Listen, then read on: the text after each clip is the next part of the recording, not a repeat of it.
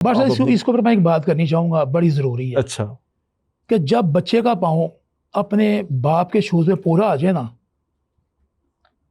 باپ کے شوز میں پورا آ جائے، تو وہ کسی اور کا باپ تو بن سکتا لیکن اپنے باپ کا باپ نہیں بن سکتا. واہ. بس آگے بات کر رہے ہیں آپ.